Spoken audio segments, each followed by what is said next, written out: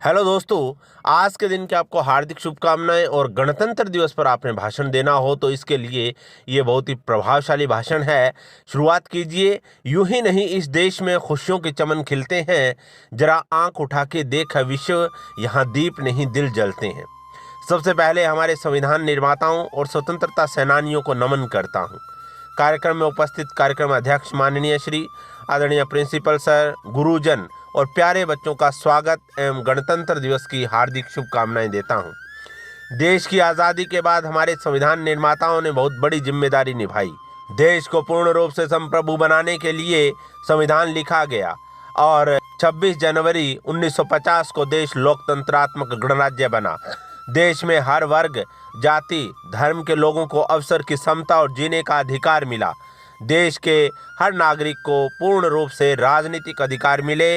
हम हमेशा अपने स्वतंत्रता सेनानियों और गणतंत्र के संस्थापकों को याद रखें व उनके सपनों के भारत का संकल्प लें।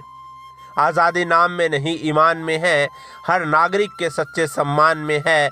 हर भारतवासी अपने फर्ज निभाए, मेरे देश की महानता इस विधान में है। असल में जब देश की महानता की बात आती है तो बहुत ज़रूरी हो जाता है कि हम एक अच्छे नागरिक बने। इसके लिए आज सबसे ज़रूरी है शिक्षित होना। एक शिक्षित व्यक्ति ही अपने परिवार समाज को उठा सकता है। इसके साथ साथ बहन बेटियों की शिक्षा की जिम्मेदारी भी लेनी होगी। राजस्थान में आज देखा जाए तो हमारे प्रांत की बेटियों और युवाओं ने छोटी छोटी उम्र में बड़े बड़े पदों और उपलब्धियों को हासिल किया है। यह शिक्षा का परिणाम है। महान समाज सुधारक नेल्सन मंडेला ने एक बात कही है कि शिक्षा ही हमारी दुनिया बदल सकती है। विषम परिस्थितियों में भी बेहतर सीखकर गरीबी के दुष्चक्र से निकल सकते हैं। शिक्षा वो शक्तिशाली हथियार है बच्चों, जिससे आप दुनिया बदल सकते हैं। एक बात ज़रूर कहना चाहूँगा कि ठीक है, हम अपने हितों के लिए लड़ें, अपनी मूलभूत आवश्यकताओं के लिए सरकार के आगे मांगे रखें, मगर यह भी कहूँगा कि बड़ी सफलताओं के लिए हमें खुद की मेहनत के बलबूते उठना होगा। दुनिया में जो लोग महान सफलताएं अर्जित करते हैं, ऐसे ज़्यादातर लोग अपनी जिम्मेदारी खुद लेते हैं और अपनी कड़ी मेहनत, शिक्षा और जागरूकता से अपने घर, परिवार, समाज को एक नई राह दिखाते हैं। पथ में कांटे ना होते तो जीवन का आभास ना होता, मंजिल मंजिल रह जाती, मानव का इतिहास ना होता। अगर हमें अपना सुनहरा इतिहास कायम करना है तो हमें शिक्षा का संकल्प लेना होगा। यही हमारा विकास है।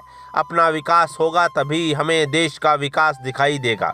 इसके साथ साथ हम अपनी सभ्यता और संस्कृति को हमेशा याद रखें, अपनी सांस्कृतिक विरासत का सम्मान करें। आपने मुझे आमंत्रित किया, इसके लिए आपका दिल से आभार प्रकट करता हूँ। आज का यह कार्यक्रम बहुत अच्छा लगा। यह आप सभी लोगों का प्यार और तालमेल है और कहना चाहूँगा कि यही भारत है। अपनी जान के दुश्मन को भी हम अपनी जान कहते हैं। मोहब्बत की इसी मिट्टी को हिंदुस्तान कहते हैं। गणतंत्र के इस पावन पर्व पर यही कहना चाहूँगा कि हम इसी तरह से आपस में प्रेम और सहयोग से अपना दायित्व निभाते रहे। आज के आयोजन के लिए सभी का आभार प्रकट करता हूं। हमारे स्कूल स्टाफ का विशेष रूप से धन्यवाद, जो हमारे बच्चों को निष्ठा और लगन से पढ़ाते हैं। एक बार फिर से आप सभी को गणतंत्र दिवस की हार्दिक शुभकामनाएं। अपने वक्तव्य के समापन पर 2 पंक्तियों के साथ अपनी वाणी को विराम देता हूं।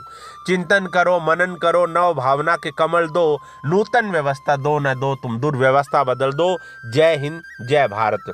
तो दोस्तों, इस तरह से आप भाषण दीजिए। अगर आपको किसी भाषण की संचालन की स्क्रिप्ट चाहिए तो दिए गए मोबाइल नंबर पर संपर्क करें। धन्यवाद।